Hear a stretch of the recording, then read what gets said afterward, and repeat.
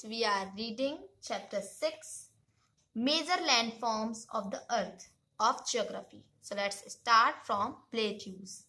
A plateau is an elevated flatland. It is a flat-topped tableland standing above the surrounding areas. A plateau may have one or more sides with steep slopes. The height of plateaus often varies from few hundred meters to several thousand meters. Plateaus, like mountains, may be young or old.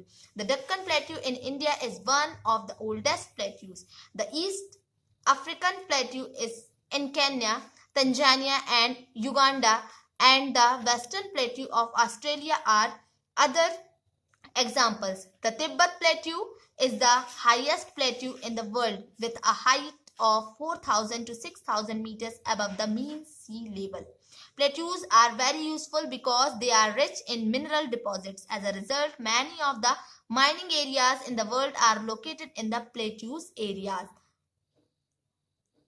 तो plateau एक elevated flat land है. Elevated मतलब होता है उठी हुई, है ना, हाइट वाली, और फ्लैट मीन सपाट, ये तो पता है आपको, समतल. तो वैसा लैंड होता है. ये आसपास के एरिया में ज्यादा उठा हुआ होता है और इसका ऊपरी भाग, है ना, जो सरफेस होता है वो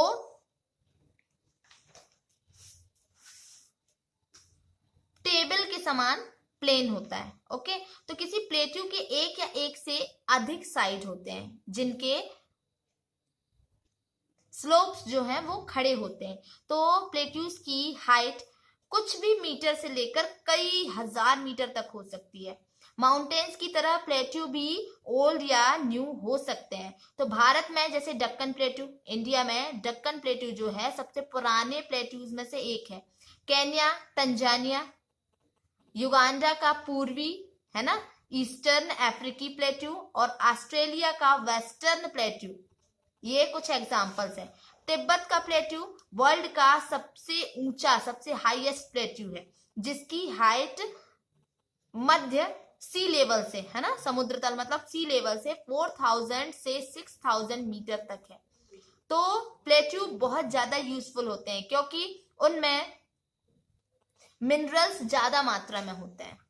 ठीक है, यही कारण है कि वर्ल्ड के बहुत सारे माइंस एरिया जो हैं वो प्लेट्यूज पार्ट में स्थित होते हैं, प्लेट्यूज में ही होते हैं माइंस. ठीक है, अफ्रीका का प्लेट्यू गोल्ड और डायमंड के माइनिंग के लिए फेमस है. इंडिया में छोटा नागपुर के प्लेट्यू में आयरन, कोल और मैग्नीज के बहुत बड़े बड़े भंडार पाए जाते हैं.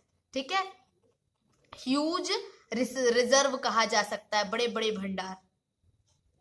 तो प्लेट्यूज एरियाज जो होते हैं उसमें बहुत सारे वाटरफॉल्स हो सकते हैं क्योंकि यहाँ रिवर्स ऊंचाई से गिरती हैं. ठीक है, हाइट से नीचे की तरफ गिरती हैं. इंडिया में छोटा नागपुर प्लेट्यू पर गोल्ड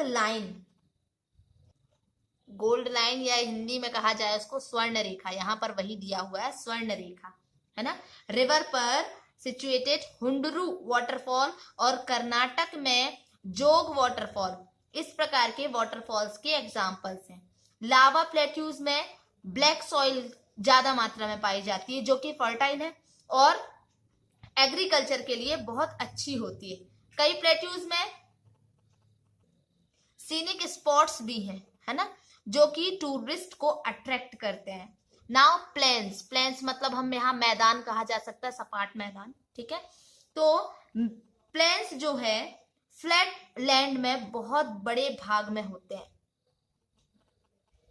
तो वो सामान्यतः सी लेवल से 200 मीटर से अधिक हाइट वाले नहीं होते हैं. कुछ प्लेन काफी फ्लैट होते हैं, कुछ प्लेन स्लाइटली रोलिंग या अंडुलेटिंग हो सकते हैं, मतलब उर्मिल या तरंग के जैसे. ठीक है, तो ज्यादातर प्लेन्स जो हैं रिवर और उनकी ट्रिब्यूटरीज के द्वारा बने हुए हैं. तो रिवर्स माउंटेन्स के स्लोप पर नीचे की ओर बहती हैं, है ना, फ्लो करती हैं और उन्हें एरोडेट करती हैं. ठीक है, तो वो एरोडेड मटेरियल वो एरोडेड मटेरियल्स को अपने साथ आगे की ओर ले जाती हैं बहाकर, है ना. तो अपने साथ जाने वाले मटेरियल्स जैसे स्टोन्स, सैंड, सिल्ट को वो हिल्स में क्या कर देती हैं, चेंज कर देती हैं, ठीक है। और इन्हीं से प्लेन्स का निर्माण होता है, ठीक है, दैट प्लेन्स आर फॉर्म्ड। अब प्लेन्स जो हैं पीपल्स के रहने के लिए सबसे ज्यादा यूजफुल एरिया होते हैं।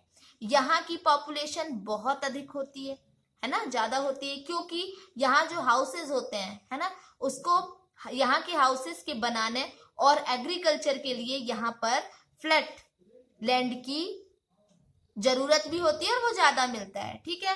तो फर्टाइल सॉइल के कारण ये जो भाग है, ये जो प्लेन वाला जो भाग है, वो एग्रीकल्चर के लिए काफी यूजफुल होता है।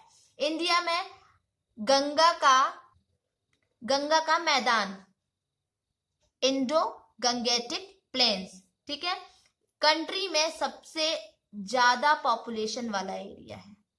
ओके, नाउ देख सकते हैं आप यहाँ कि प्लेन जो होता है वहां पर एग्रीकल्चर कल्टीवेशन बहुत अच्छे से होता है ना, और यहाँ की सॉइल्स जो है वो फर्टाइल होती है, ज्यादा प्रोडक्टिव होते हैं कल्टीवेशन के लिए, ठीक है, अच्छी उपजाऊ होती है। Now landforms and the people, landforms और लोग, है ना।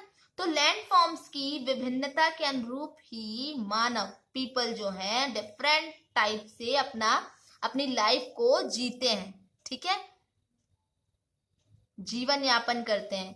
तो माउंटेनियस एरिया जो होते हैं वहां का जो जीवन है, लाइफ जो है वो बहुत कठिन होता है, हार्ड होता है, और प्लेन्स एरिया की लाइफ, है ना, माउंटेन्स एरिया की कंपैरिजन में बहुत इजी होती है, ठीक है।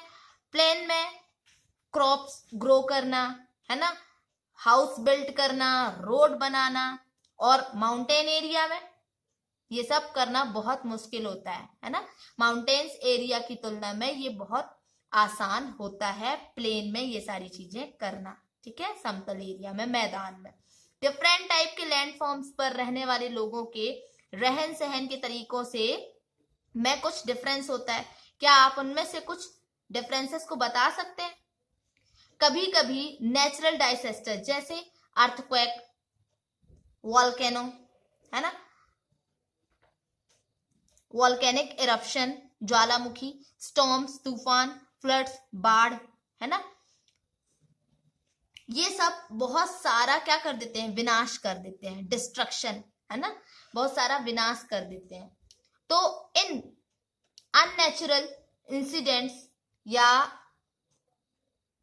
प्राकृतिक जो आपदाएं होती हैं, है ना,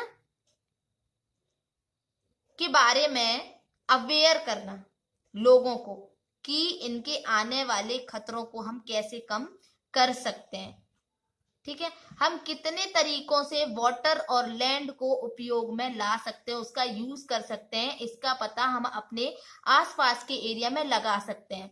हम लैंड का उपयोग गलत तरीके से करते हैं, जैसे जो ग्रोइंग लैंड होता है ना, या फर्टाइल लैंड, ठीक है, उपजाऊ भूमि पर हम क्या कर देते हैं, हाउसेस बिल्ड कर देते हैं, जहां पर अच्छी क्रॉप्स हो सकती है वहां पर घर बना देते हैं। इसी प्रकार हम लोग वेस्ट जो होता है किसी भी जमीन पर, किसी भी भूमि पर फेंक देते हैं या वाटर में फेंक देते हैं, जो कि उन्हें गंदा कर देता है, पॉल्यूटेड कर देता है। तो हमें नेचर के इस इम्पोर्टेंट, है ना, महत्वपूर्ण वरदान का यूज इस प्रकार नहीं करना चाहिए, ठीक है। हमें जो भूमि मिली है केवल हमारे उपयोग के लिए नहीं है, ये हमारा कर्तव्य है कि हम आगे आने वाली जनरेशन के लिए अर्थ को सुरक्षित रखें। तो स्वच्छ भारत के बारे में तो आपने सुना ही होगा, है ना, और जानते भी होंगे, आजकल स्वच्छ भारत मिशन तो सभी जगह चल रहा है। तो हेल्दी माइंड कब होगा, जब हमारी बॉडी हेल्दी होगी, और उसके लिए हेल्दी बॉडी के लिए क्या होना चाहिए, हमारा एनवायरनमेंट प्रॉपर तरीके से क्लीन होना चाहिए, वाटर क्लीन होना चाहिए, एयर हाइजीन, सराउंडिंग्स सारे जो हैं वो सब क्लीन होना चाहिए। स्वच्छ भारत मिशन का यही एक उद्देश्य है, जो हमारी इंडिया की गवर्नमेंट ने क्या किया है, लागू किया है ना, ये प्रोग्राम बनाया है ताकि लोग समझें और अपने एनवायरमेंट को क्लीन रखें। Okay, now here you see one more picture is given. यहाँ पिक्चर नंबर 1 से 10 को ध्यान से देखें। ये यहाँ पर दी हुई है पिक्चर्स 1 2 3 4, नेक्स्ट पेज में दिया हुआ है 6 पिक्चर्स और दी हुई है वहां पर। ठीक है, ध्यान से देखिए और ईच पिक्चर के लिए आपको 1 सेंटेंस लिखना है। फिर पिक्चर नंबर 1 2 और 7 में दिखाए गए लैंडफॉर्म्स 1 2, ये देख रहे हैं यहाँ पर लैंडफॉर्म्स दिखाए गए हैं, है ना। मैं 7 नंबर का भी आपको दिखा देती हूँ। देखें नेक्स्ट पेजेस में भी यहाँ दिए हुए हैं। तो 7 नंबर का ये है लैंडफॉर्म सी। ठीक है, इसमें दिखाए गए लैंडफॉर्म्स के नाम बताना है आपको कि ये क्या है। ठीक है, ये फाइंड करेंगे आप। फिर पिक्चर नंबर 9 देखें। इसमें दिखाए गए लैंड का यूज किस कार्य के लिए किया जा रहा है। देखें यहाँ पर किस काम के लिए किया जा रहा है ये आपको बताना है। और पिक्चर नंबर 3 6 8 9 में आपको कौन सी एक्टिविटीज दिख रही हैं। 9 ये है, 9 6 8 सॉरी ये 8 9 है ना। यहां देख सकते हैं आप एक्टिविटीज। तो क्या दिख रहा है ये आपको फाइंड करना है। ओके, तो उन आंसर्स के साथ साथ आप लोग लेसन के यहाँ पर देखें सी एक्सरसाइज दी हुई है, ये भी फाइंड करेंगे। ये आपका होमवर्क होगा।